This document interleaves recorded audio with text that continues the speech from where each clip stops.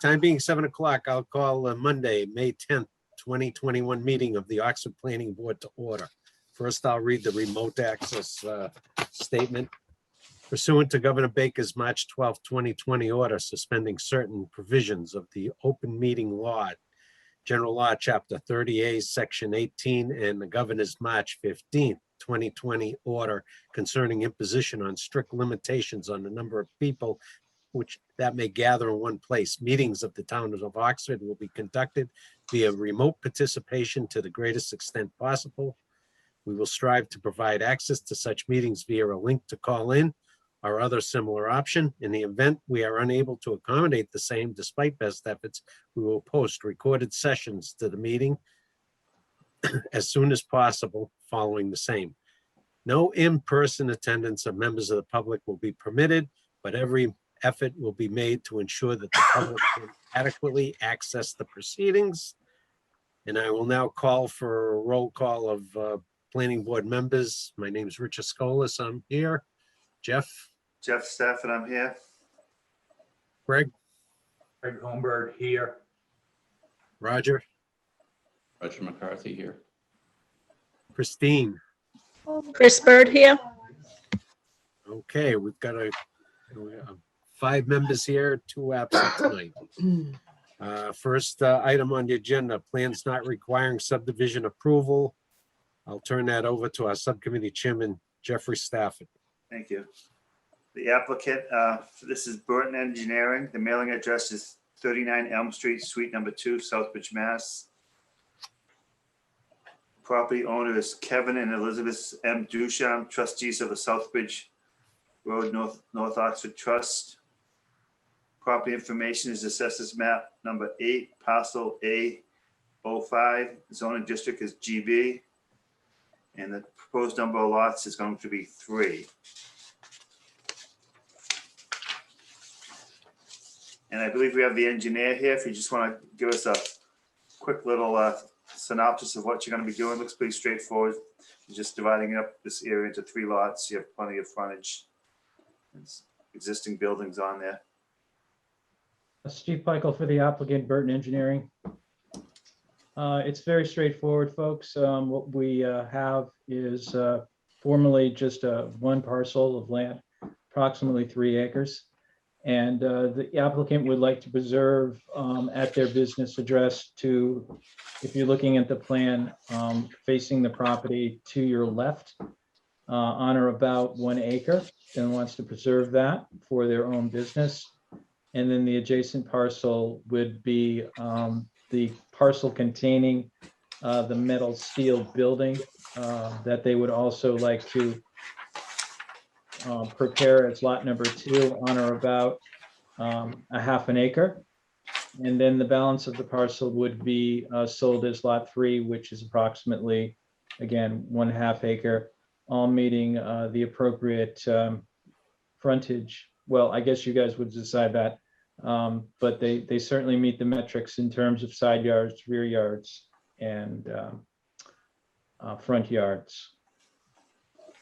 The rest of it, I would just like to add, and I was pointed out that this by Mr. Sousa, the planner, that there was a as-built septic plan that was registered in 1997 by Para Surveying and Land Engineering, and they noted a repair there. So this does not have any water and sewer on these lots, but that's really not a part of this submission. All we're doing is really subdividing the lots and asking for your approval. Right. And with that, I'd hand it over to the chairman. Okay, thank you. Any other board members have any questions on this? Jeff, Yes, Greg. is there a side yard or rear yard setback in that zone?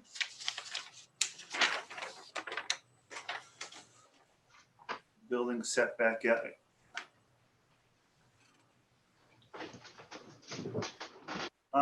Chairman, to the applicant, Steve Peichel, Burton Engineering. Yeah. If you look on, to answer your question, Jeff, there's actually town of Oxford zoning that appears in the right margin just below the locus, and it gives all of the metrics for GB. Okay, so what, so it's a 5-yard rear and side yard, is that what you're saying? Yes, sir. Yeah. What is the R factor for the town of Oxford? Is it still the perimeter squared divided by, I can't even remember what it is. I believe 16 it times is. the area. I don't think it's changed. If I may, for the applicant, Steve Peichel, Burton Engineering. Yeah, it's 16 times the area and then divided by the perimeter. That's the regularity factor. Okay. Apparently it's been a while, but, and what is it? And 0.4 is the maximum you can have? That's Or correct. that's minimum? That is the maximum. We Okay, have well so, below that. so. Yeah. The R factors just look weird. It does, Like it does look weird. Yeah, they're way too small.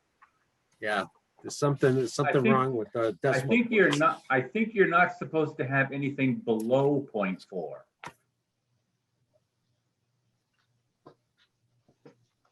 If you'd like, I can read from the bylaw Go ahead. what the regularity factor is. Sure. Go ahead, maybe So- then the engineer can calculate to see if there's Okay. any calculation It says- errors.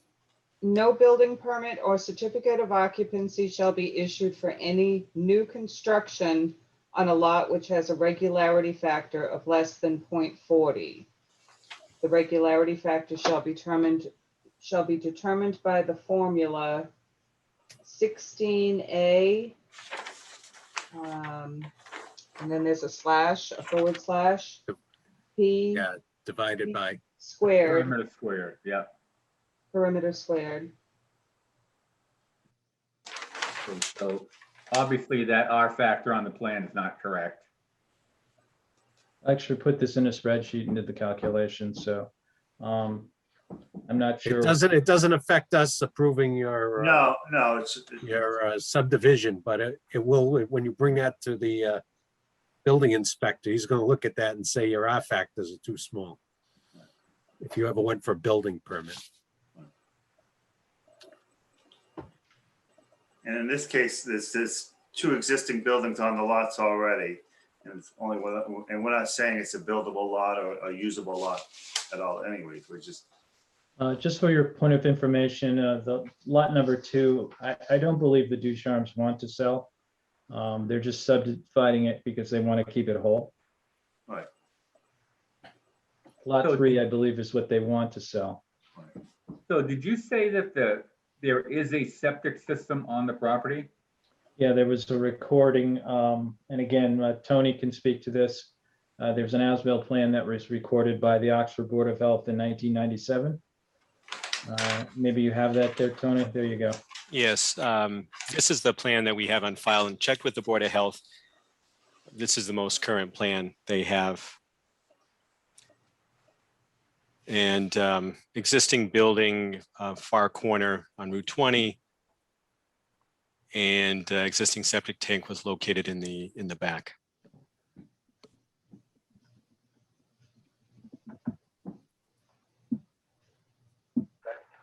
They may have access to sewerage right now if they wanted it. might be over there. Yeah, well, it's to the intersection of, Yeah, there's one on that. 56 and 20. That's true, yeah, from 56, yeah. Mary, I think you could speak to that. Do we research that? We don't really have that adjacent to the property. It's, Yeah. Again, it's not gonna affect it, this is not gonna affect an A&R plan. It's- but certainly when it comes in front of you, you're going to have to evaluate it for those metrics.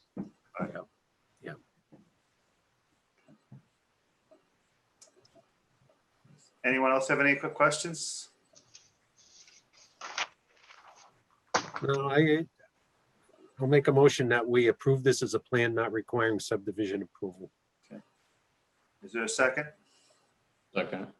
Okay. I'll call for the vote. I vote aye. Richard, Aye. Craig, Aye. Roger, Aye. Christine, Aye. okay, motion carried. Good luck. Thank you, Mr. Chairman. I'll turn the meeting back over to you, Rich. Okay, entertain a motion to approve the minutes of April 26th, 2021. I'll make that a motion. I'll second it. Okay, seconded by Craig. Any further discussion on these minutes? Issues of any type? There being none, I'll call for a roll call vote. I vote aye. Jeff, I vote aye. Craig, Aye. Roger, Aye. and Christine. Aye. Carried. Okay, under new business. Town grant applications seeking letters of support. Did we get any information on this? Good evening, Mr. Chairman. I do have a quick PowerPoint. Be happy to share regarding the 3 potential grant applications. Okay. All right.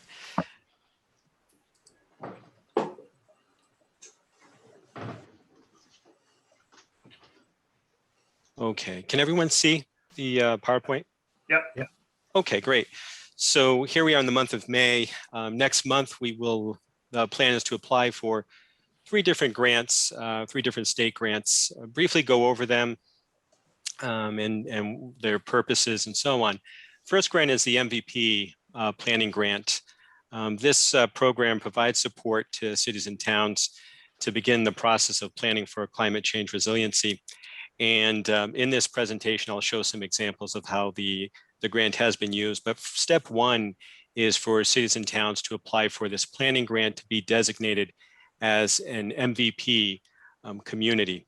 Step 1, year 1. Year 2 is, I think, where the fun begins, and it's the action grants, which can actually be used for infrastructure, for capital projects, and so on. Many cities and towns have been successful, and this will certainly open up an opportunity for another tier of grants. Eea Planning Grant, it provides technical assistance to cities and towns to improve land use practices in the realm of conservation and open space. In this grant, we will be looking to update our open space and recreation plan. And the last one is the Community Planning Grant Program. This is new. Never had this grant opportunity before, and it's administered through the Department of Housing and Community Development through the state.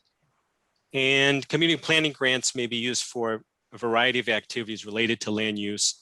Those include master plans, housing production plans, urban renewal plans, parking management plans. This year, we can apply to create a housing production plan to better understand our housing needs of the community, and would very well be aligned with the work that we've been doing, spinning off of the master plan, but looking at 40B and our subsidized housing inventory. And also I'll talk just a little bit more on each of these 3 from MVP, open space, and HPP, housing production plan. Okay, MVP, the Municipal Vulnerability Preparedness Program, town of Oxford, right here in the center, if you will. And we are one of a handful of communities that have not yet achieved the status as a MVP designated community. Again, our intention is to apply this year for the planning designation, which again would open up funding in year 2 for various projects. And what type of projects are we talking about? Putting aside, I'm going to put aside the mechanics of the plan itself, other than to say we'd establish a local group of staff and teaming up with the consultant. In this case, we plan to work with CMRPC. And through the course of indeed several months, 3, 4, 5 months or so, we'll be meeting regularly to develop a public workshop. And through the public workshop, the participants will be able to rank various MVP sort of related issues. So sea level rise, flooding, fire hazards, let's say earthquakes, whatnot. And within that, at the end is, to me, one of the more important elements of the plan itself, which is what is your next 5-year strategy and how you rank them. And within each of these rankings, let's say short-term, medium-term, long-term. When it comes time for the action grant, we'll be linking them together. So you can apply for in year 2 for capital projects tied to your MVP plan, which is created in year 1 in this planning grant. This is just, I have 2 examples here. One is from Falmouth, how the MVP grant is actually used. And the action grant they used, MVP grant, they secured $760,000. There was a match. This project was to remove the middle dam and replace with new pedestrian boardwalk and making improvements to culvert, restoring a cranberry bog, and reconstruction of 3,000 linear feet of a river. In Belchertown, another example, this one also interesting, a little less money here, 223,000 plus a match. And the project here was to design and permit a replacement of water storage tank that would increase storage capacity and drought resilience, and complete a feasibility / concept design of rainwater harvesting system at the high school to irrigate the athletic fields. There are many different projects, and this program has been around now for a couple of years, not as long as, for example, the Green Communities. And I mentioned the Green Communities grant just now, whereas we have benefited from Green Communities. Town received, I believe, about 168,000 for LED light conversions inside our municipal buildings. It's a very similar type of process, actually. And what I mean by that is year 1, you apply for your Green Communities designation, you adopt the stretch code, and there's a few other things now. It's been a few years since I've worked on one of those, but more importantly is when you do have your Green Community designation, then you can apply for these capital projects, and also may include design feasibility studies for capital projects and so on. So MVP recap, it's the state's climate resilience and adaptation program. Step 1 is the planning grant. Step 2 is the action grant.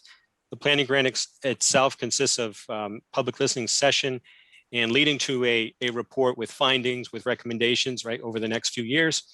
The total process from start to finish, and finish meaning with state certification, could take up to 12 months. And the action grant is for construction, design, and engineering. The Eea Planning Grant, this is to update our open space and recreation plan. There's a screenshot of our current plan. At the time, back in 2007, was created by CMRPC. And here is a rough timeline of the OSRP update, and just some key bullets here, collecting the data, setting goals and objectives. Although I would anticipate some of this, including the data, we would recycle the master plan and incorporate, of course, into this document. Some analysis of current data, that includes community needs, management needs. A public survey is required, similar to the work that was done back in 2007, identical, frankly. Three public meetings and preparing the action plan. Timeline again for this, although they do talk, it looks about 2.5 years. Some of this can be truncated. So looking ahead, this updating the OSRP will then open up opportunities again for other grants as well, for our parks and open space. PARC is the Parkland Acquisitions and Renovations for Communities. That is up to about 400,000 these days for, again, not only for construction, but you can also use the funding for design. Many communities will go in year 1, for example, for design, and then year 2 apply for construction. Another one too is the LWCF, the Land, Water, and Conservation Fund grant. Federally funded dollars, Massachusetts receives an appropriation. LWCF is a little less common, but it does allow for up to about $1 million, not only for renovations, but also for acquisition of land for preservation of open space. Next slide, I'll show you. In 2020, grant awardees nearby in Worcester County, and there was a few others too. I just picked apart a couple here. So Brookfield, 98,000 through the PARC, and that was for renovations, which included a mile walking, running path along the park's perimeter. Millbury, also just under 100,000, also PARC. And that was to replace playground structure with an inclusive play structure.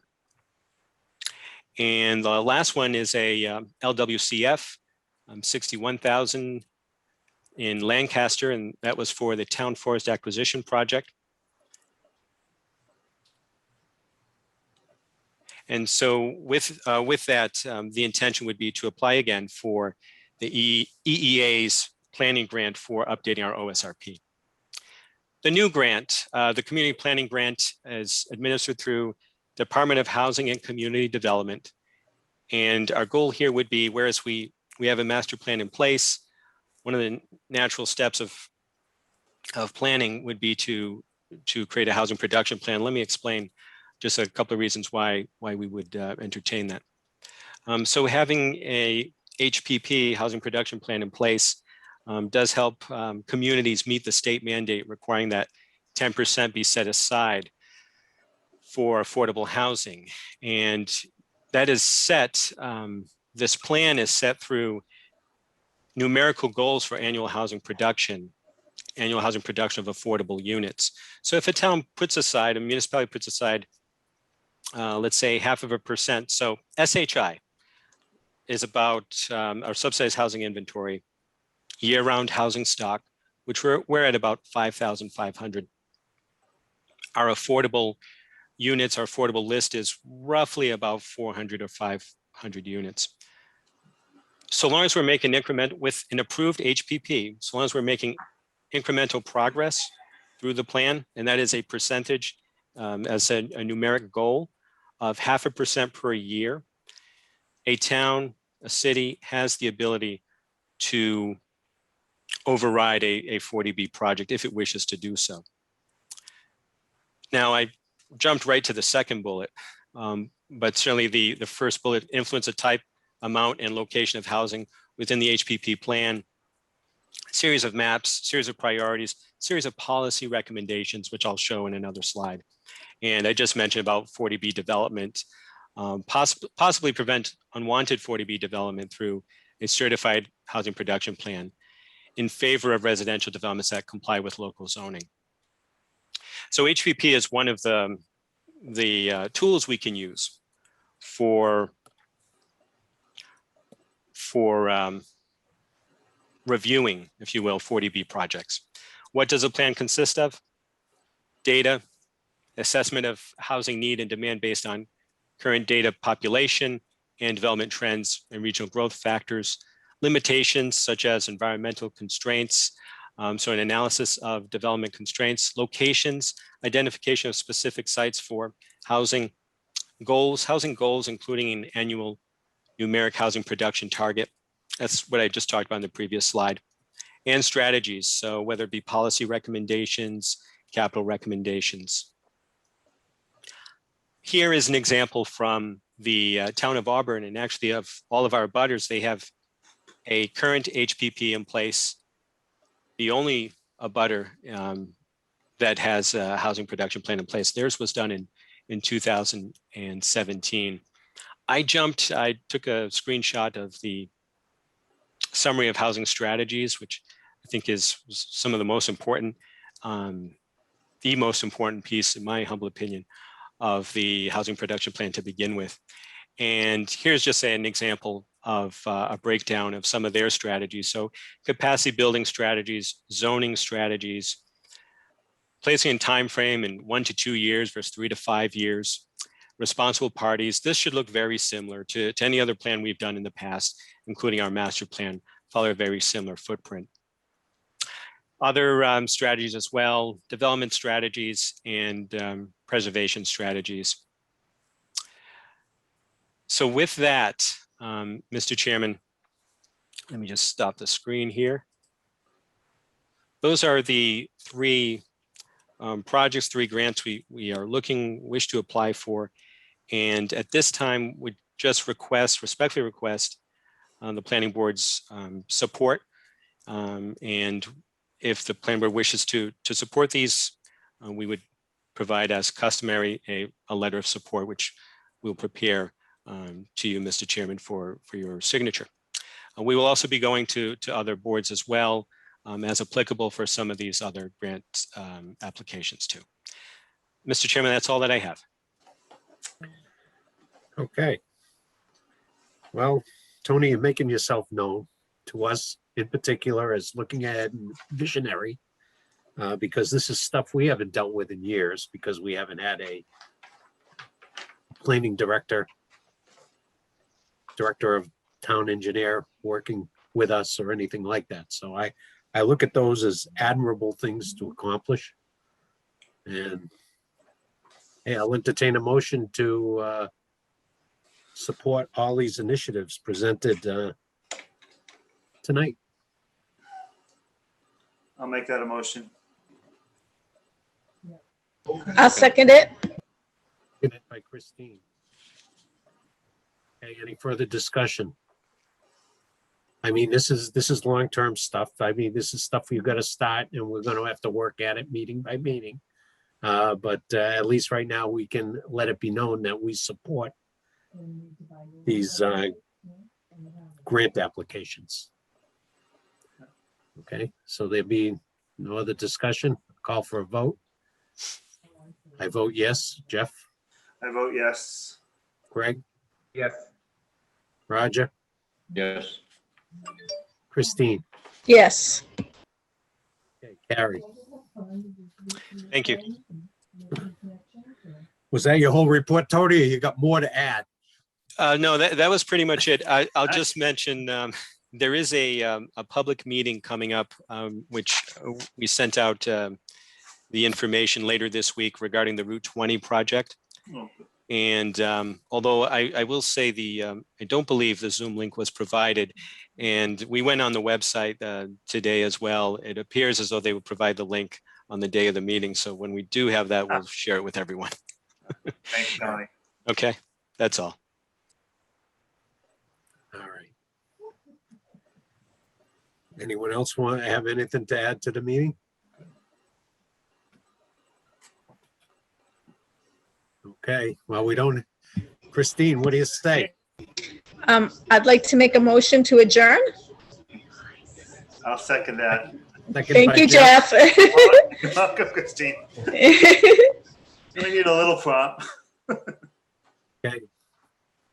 Any further discussion? There being none, I vote yes. Jeff, I vote yes. Craig, Yes.